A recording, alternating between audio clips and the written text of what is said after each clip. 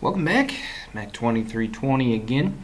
We're going through chapter 28. We're going to start talking about direct current motors, or we know them as, right, DC motors, essentially. All right, ins and outs, we did a lot of this in the mechanical class, what we're going to talk about today, but we'll still focus on plenty. So we should know, different types of DC motors, and we're going to get into what's the difference between series, shunt, and what a compound motor is, and that sort of thing. We're going to talk about how we limit inrush current, all those. So let's get into the nuts and bolts. Alright, so DC motors, they're very nice because we can control the speed from 0, alright, all the way up to whatever the maximum RPMs are. So we can use DC motors for that. We can get high torque out of our DC motors. We can also get constant speed and control. So the difference between our AC motors and our DC motors is kind of how when we use DC, we're changing fields in the stator. I'm sorry, when we're doing AC, we're changing fields in the stator, all right, which is inducing the rotor to flow. In this case, when we're using DC currents, okay, we are we're actually using repulsion on the magnetism. So remember, the stator is a permanent magnet on the outside of where the stator piece is and affecting the rotor. Sorry, a little struggling with the talk piece here. But alright, so with this we have the different types. We have the series, the shunt, and the compound when we go through these. Alright, so we're going to do it all based on magnetism. So we should be able to take a look at this, okay? Notice the large red and the large blue. Those are the permanent magnets that are sitting on the stator. And I'll pass one of these around in class too so that we can take a look at it. And if you guys remember from like the mechanical or electrical class, right, I had a little handheld one so you could watch it rotate as we were going through here, okay? But that's how our DC is rotating through, and it's pushing. So if we take a look, at the basics of the motor, the stator, alright, we're not changing the field in the stator like AC. It's a permanent magnet. The windings, okay, are on the armature core, okay, so we can see on the armature where all the windings are, okay, and then we can see where the field windings might be if we want to take a look at them, okay. Now, remember, DC motors require the use of a commutator and brushes. And brushes are how we connect to the commutator to actually, make it rotate. Because we're going to be changing the field on the rotor. Okay, we're not changing the field in the stator. So that's why we have to be able to communicate with the rotor as we go through this. Okay. So different types of field windings. So let's step back real quick just so we know what the field windings are. Okay, they're in the stator as you see them there. So field windings. I should say field, not filed windings. All right, but so series. All right. And how we construct the series, we have relatively very few turns, all right, and very low resistance for those, all right. And remember, our current will be the same through that entire series, so that's important to remember that we will have a voltage drop and current will remain the same. Shunt, meaning the same thing as parallel, right? So we're going to have many turns of relatively small wire when it's in shunt, okay, and it's going to be connected in parallel. So remember, if we want that, we're going to have more of a constant voltage, all right, and our currents can kind of change a little bit. Okay, so how do we do those windings? There's a few different types. We have lap windings, okay, where we wind everything in parallel. We have wave windings where we're in series, okay, and it's very important that we understand, all right, that when we use parallel, all right, we're going to use low voltage and high current. When we use wave, we're going to use high voltage and low current machines, okay, and then we're going to use a frog leg because does a series and parallel combination for us. Okay, that one's for moderate voltage circuits and things along those lines. Okay, so you guys did a lot of labs like these in the mechanical class, right? We had the rotating electrical machines labs that you guys worked on, so this should be fairly familiar with you. Okay, if we look at a series motor, what's the purpose of us having a series motor? All right, that's where we're going to get constant higher torque. Okay, constant higher torque, because we have, constant current. So that's going to help us create our higher torque. So remember, the DC series motor, that's the one if we just let it run on its own, it'll actually like take off and kill itself, sort of thing. So, and we can control it by connecting different resistance in series with the armature. Okay, so we can still control the speed here because we're controlling the current that flows into the motor. But we can always make it's constant current, so that's why we're going to get the higher torque. If we're in shunt, okay, remember shunt, we're going to have a constant voltage, okay, with different currents. So that helps us produce speed regulation, so we can get more constant speed, or the speed where we want. So just remember, series is for torque, shunt is for speed control. So we can take a look at the graph here and see the difference of how a shunt motor works versus a series motor works based on the current, and we're going to get much more constant speed out of a shunt motor. So just remember, shunt is in parallel. And then we have the best of both worlds. We have a compound motor where we are wired up in series and in parallel combination.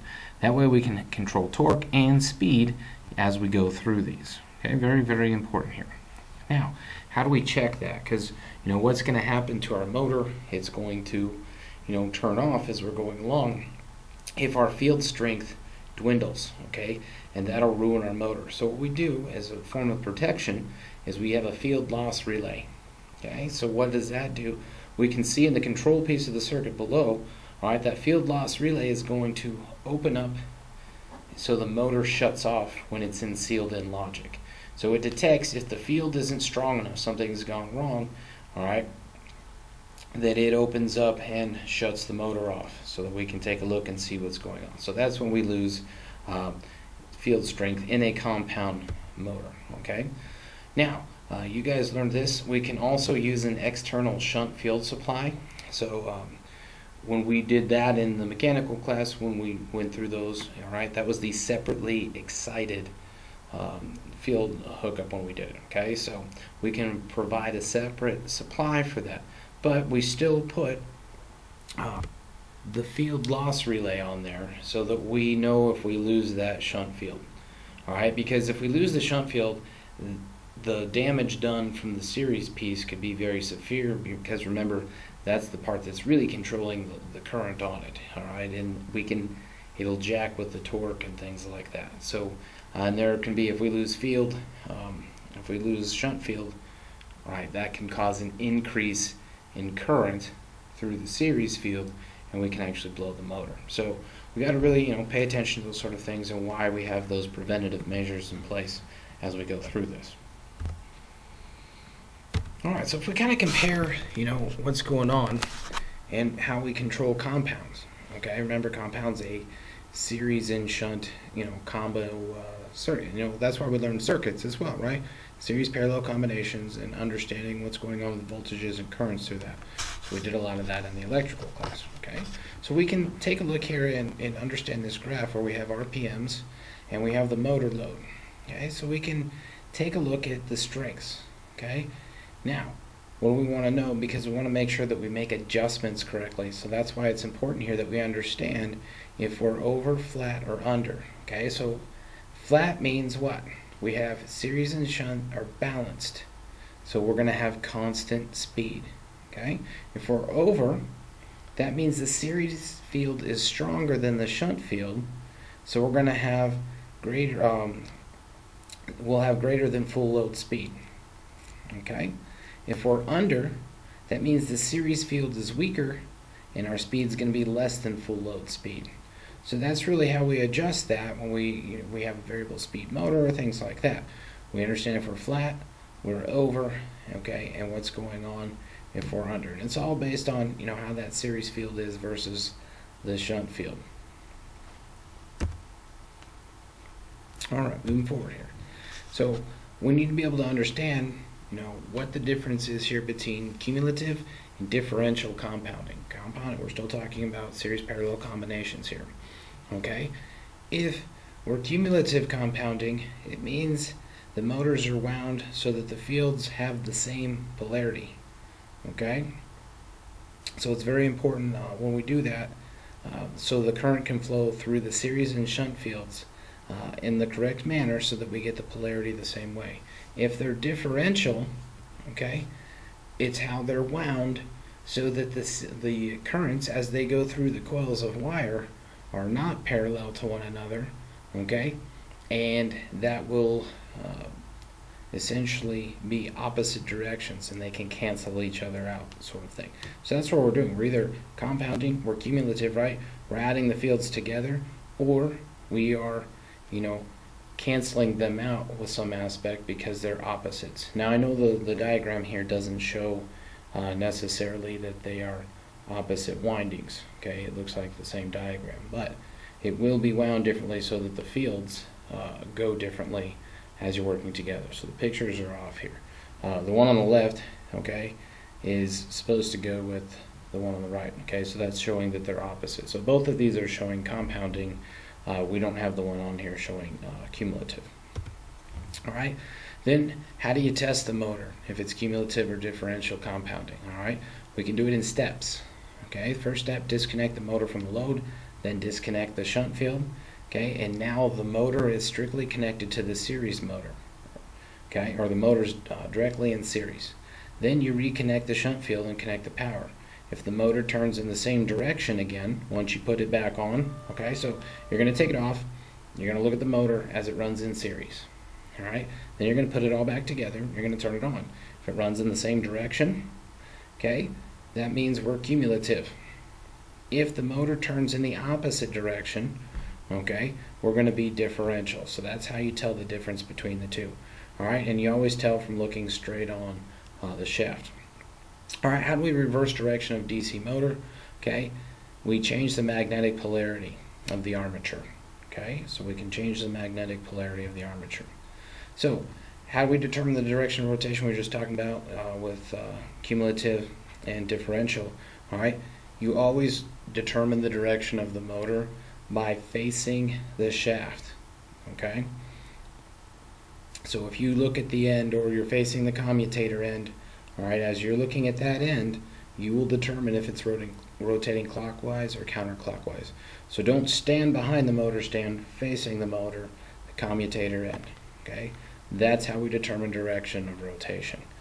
Literally as you're facing the shaft as it's turning. Okay, so how do we know this? Okay, and then how do we want to change rotation? So if we look at the top diagram, if we have a series, okay, notice we have clockwise rotation, and then what do? What are we swapping out here? You got to look closely, okay? It's the armature. We didn't change plus and minus. We changed A1 and A2. We changed the armature winding.